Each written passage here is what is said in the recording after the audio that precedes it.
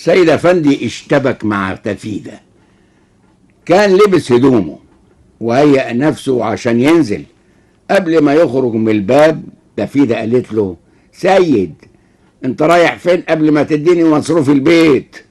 سيد اندهش، قال لها: انت مش واخده المصروف اول الشهر يا تفيدة؟ انت عايزه كل يوم مصروف؟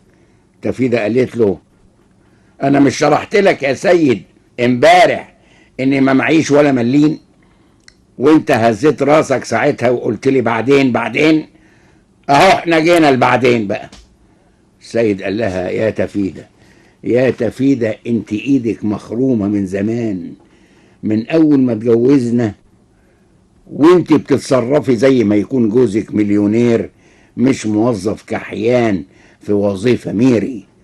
قالت له: انت سيد الرجالة يا سيد.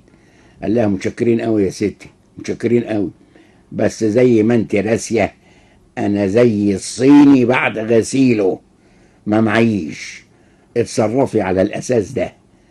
تفيدة قالت له: يعني ايه اتصرف بنفسي؟ اتصرف انت، ولا اقول لك انا عندي حل احسن من كده بكتير قوي.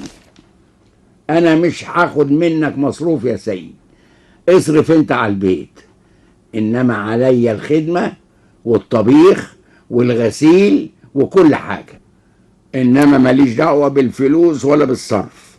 اصرف انت بنفسك. الجنيه بقى هيطير زي العصفورة، وال10 جنيه بقت زي ال10 ساغ. انت اصرف وانا ماليش دعوة بالفلوس والصرف. سيد افندي نزل، وتاني يوم قبل ما يروح شغله مراته قالت له: مفيش في البيت لحمة ولا اكل، اشتري وانت جاي من الشغل، اللي انت عايزه اشتريه وانا عليا اطبخ. سيد افندي قال لنفسه: انا اللي هشتري كل حاجة من هنا ورايح، هي هتعكنني ليه؟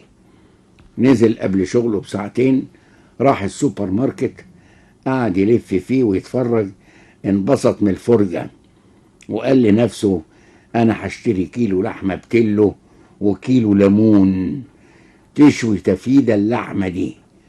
سأل الجزار: بكام كيلو اللحمة؟ قال له: ب30 جنيه يا بيه. وبعدين راح قسم الخضروات، سأل البياع: كيلو الليمون بكام يا سيد؟ قال له: كيلو الليمون ب10 جنيه يا بيه. سيد قال له: الحاجات غليت كده ليه؟ الحاجات غليت عندكم هنا ليه؟ مدير السوبر ماركت قال له: احنا بنبيع ارخص من بره يا بيه. سيد افندي قعد يتذكر ايام ما كان طفل، الكلام ده من 50 سنة مش من 500 سنة. كان كيلو اللحمة ب6 ساغ، وكانت الليمونة بملين، القرش فيه 10 مليم، كل مليم يجيب ليمونة. كانوا يقولوا العادة في الليمون. روح سيد افندي وهو متعكر، مراته جايه تكلمه، قال لها: ما تكلمينيش من هنا ورايح، انت اللي هتشتري مش انا. مش كده ولا ايه؟